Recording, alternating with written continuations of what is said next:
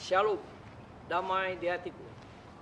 Kembali bertemu dengan saya Pendeta Jonathan F. Lukulalang pada hari Kamis tanggal 3 Maret tahun 2022.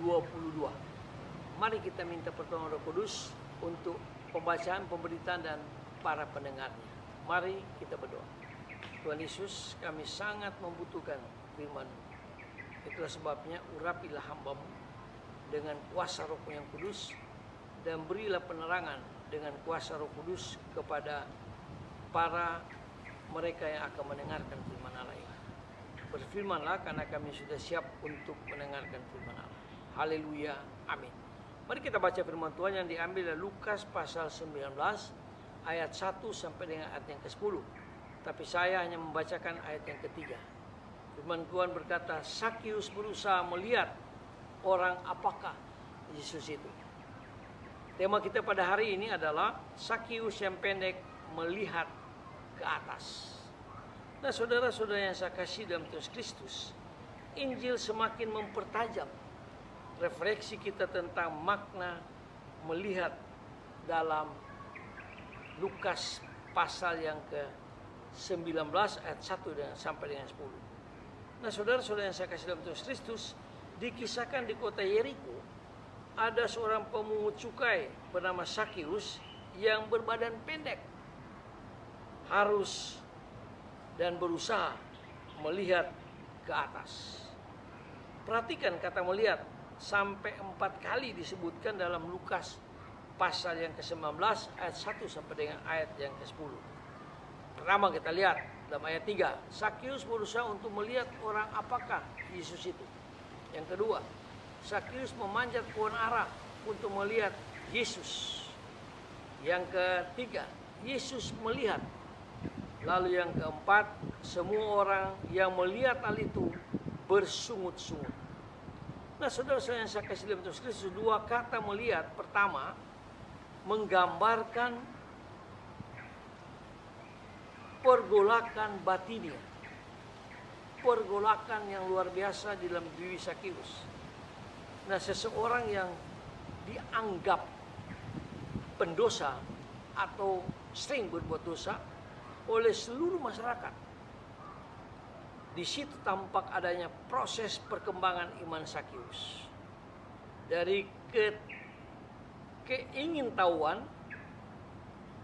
yang mulanya bersifat dangkal berubah menjadi suatu tindakan nyata dan perjuangan yang mengalahkan keterbatasan dirinya sebagai orang yang pendek, lalu dia berlari lebih cepat, berusaha bisa di depan, dan badannya sangat pendek, dan yang menjadi penghalang diatasi dengan naik pohon ara. Nah, saudara-saudara yang saya kasih dalam Tuhan Kristus, seolah Sakius berteriak dari kedalaman hatinya yang sudah rapuh, hancur itu. Dia berkata, Yesus, lihatlah diriku ini yang berdosa sekali, yang memeras banyak orang, yang korupsi. Lihatlah diri ini. Itu Yesus melihat dengan penuh kasih pada Sakius yang mau bertobat. Kedua, Yesus melihat dan masyarakat melihat. Usaha keras luar biasa inilah yang dilihat oleh Tuhan Yesus.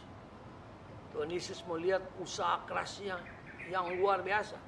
Badannya pendek, dia berusaha untuk melihat Yesus, dia naik pohon. Lalu Yesus tidak melihat Sakius sebagai pendosa. Yesus dia melihat Sakius sebagai orang yang korupsinya luar biasa, pemeras. Tapi Yesus melihat Sakius yang hancur hatinya, yang menyesal dan mau bertobat. Nah, saudara-saudara yang saya kasih dalam Tuhan Kristus, Yesus melihat seorang pendosa dan berusaha untuk bertobat dan mencari keselamatan kekal di dalam Tuhan Yesus. Yesus melihat dengan cara yang berbeda dari semua orang yang melihat. Yesus melihat hati yang hancur dan menghargai setiap usaha yang dilakukan oleh Sakius. Sehingga Sakius dia mau bertobat. Dan akhirnya Yesus menumpang di rumah dia.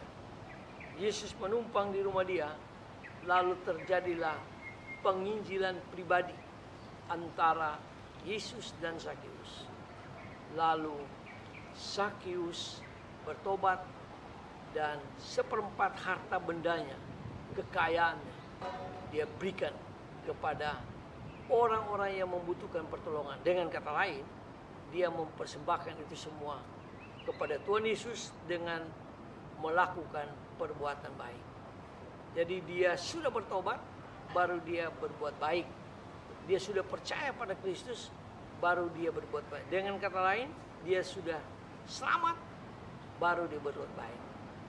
Karena apa? Karena perbuatan baik itu yang menjamin orang masuk surga. Tetapi orang yang sungguh-sungguh percaya Yesus, lalu dia berbuat baik, Tuhan pasti memberkati dia. Nah, saudara-saudara yang saya kasih dalam Yesus Kristus, orang masyarakat umumnya melihat Sakius dengan hati yang marah. Karena Sakius orang berdosa, pemeras, korupsi, kok mau diselamatkan oleh Tuhan Yesus. Tapi untuk itulah Tuhan Yesus datang ke dunia untuk menyelamatkan orang yang mau bertobat, sama seperti Sakius. Saya kira ada banyak orang seperti Sakius pada saat ini yang membutuhkan keselamatan dari Tuhan Yesus. Marilah, bertobatlah, berhenti korupsi, berhenti memeras, berhenti melakukan berbagai-bagai dosa. Supaya negara kita maju, negara kita bangkit, Indonesia maju, Indonesia bangkit. Mari kita tunduk kepala, kita berdoa. Tuhan Yesus, terima kasih karena Sakius orang yang penjahat, koruptor, juga pemeras, tapi dia mau datang kepada Kristus. Dia melihat Yesus, lalu Yesus melihat kehancuran hatinya. Yesus melihat dia mau bertobat. Lalu Yesus memanggil Sakius turun dari pohon, lalu dia menumpang di rumahnya Sakius. Lalu terjadilah percakapan pribadi, penginjilan pribadi antara Sakius dan Yesus. Dan pada akhirnya Sakius bertobat dan dia mempersembahkan harta bendanya bagi kemuliaan nama Tuhan Yesus. Ampuni kami Tuhan kalau kami seringkali juga tidak mau bertobat atas perbuatan dosa kami. Di dalam nama Tuhan Yesus, Juru Selamat kami, penebus dosa kami, Gembala kami yang sangat baik, kami berdoa dan bersyukur. Haleluya, amin. Terpujilah Kristus, sampai kita bertemu ke kesempatan yang lain.